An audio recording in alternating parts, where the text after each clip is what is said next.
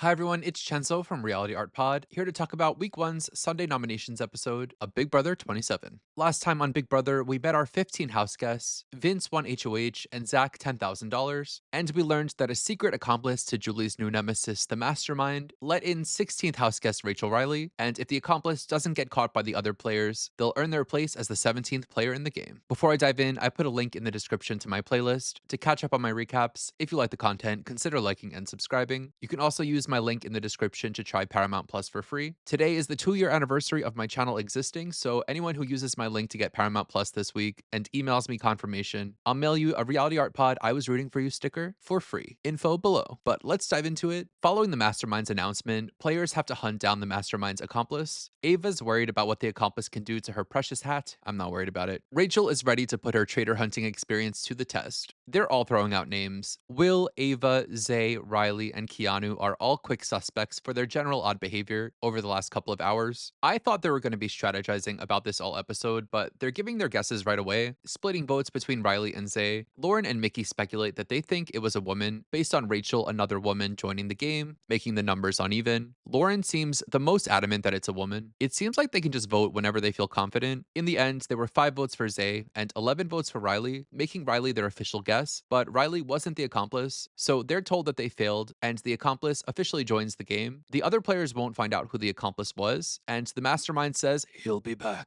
This all was great for Riley. He's been cleared. Everyone else remains a suspect, besides Rachel, but they should stop caring about this. But the show flashes back, revealing that Amy was the accomplice the whole time. When they entered, she set off the timer by pressing a button under the stairs that would eventually kill the lights. When the lights were out, she clicked a remote that flipped the relic, and she pulled a lever in the upstairs hallway to open Rachel's secret passageway. Shout out to the sleuths of Twitter for somehow figuring out that Amy was the accomplice. That's what happens when the Love Island fans find Big Brother. The players finally introduce themselves. Rachel is still married to Brendan, and now they have 2 kids. Jimmy is over Rachel. He thinks that she's had her chance and she needs to go home soon. Keanu loves that Adrian is a nerd like him. When Adrian says he raises praying mantises, manti? Mentis? Memesita? Zach tells the group that he's an ex-pro baseball player. Ava says Zay has a light blue aura, so he's a smooth-talking competitor. Ashley lies about her career as a lawyer, saying she's a marketer. Morgan also is not a gamer. She's a model. They and Lauren all say they're single, which gets the men salivating. Rachel thinks these players are all cute, but she sees the other players as her victims already. Vince reads a message from Hotel Mystere Management. They've run out of beds, and Rachel has to live in the have-not room, eat slop, take cold showers. As consolation for this inconvenience, the hotel is offering Rachel and the other 3 have-nots safety for the week. Jimmy gets annoyed again with Rachel as this announcement is being read. To decide the other 3 have-nots, Rachel gets to pick the first one, then the person she picks the next person, and so on. Rachel asks who wants to be it, and she claims she sees Will put his hand up first, so she picks Will. Will saves Zach because they both like sports, and Zach picks Ava because she looks sad when he's picking. Ava is dressed like the Queen's Guard in Diary Room. So Rachel, Ava, Zach, and Will be safe this week. Good for them.